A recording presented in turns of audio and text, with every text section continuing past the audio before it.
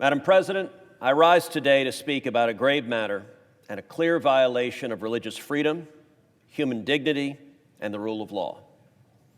In China, Christians are fighting daily for their religious freedom against the Chinese Communist Party. And on October 10th, 2025, the Chinese Communist Party launched the largest coordinated nationwide crackdown in more than 4 decades against a Christian urban house church in China.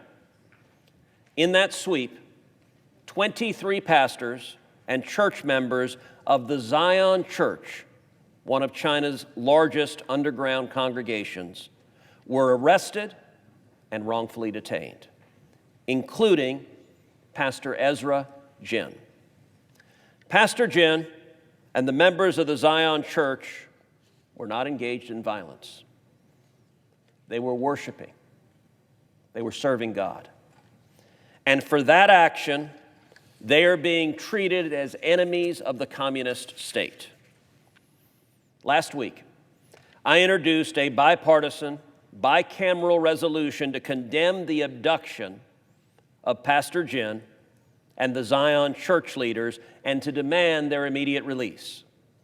This resolution is designed to pressure Chinese leadership to release the congregation members and to let them practice their Christian faith freely. It sends a message that faith is not a crime, and a government that fears its citizens' faith is nothing more than an oppressive tyranny. Pastor Jin's daughter and her husband, Bill, a native Houstonian, wrote about the CCP's persecution in the Washington Post this past week. In their column, they made a piercing observation, and I want to share it here in full.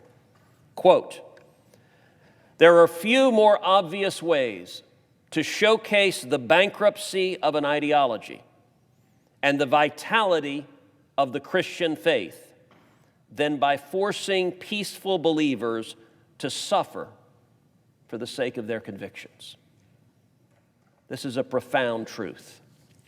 China, like other communist regimes before it, utterly despises the fact that there is and always has been a higher authority than the state itself. In its effort to bring every aspect of society under brutal government control, the CCP uses state power to drive fear into the hearts of its citizens. History has shown these tactics will fail, and the persecuted church will only grow stronger. The Apostle Paul reminds us that God gave us not a spirit of fear, but of power and of love. I know that that same spirit, one of power and of love, is what the church in China is fighting with.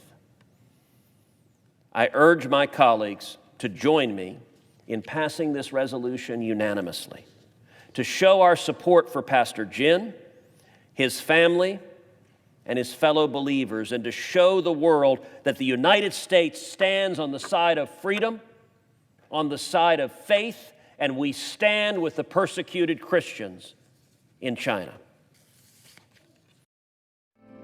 Because the flag still stands for freedom, and they can't take that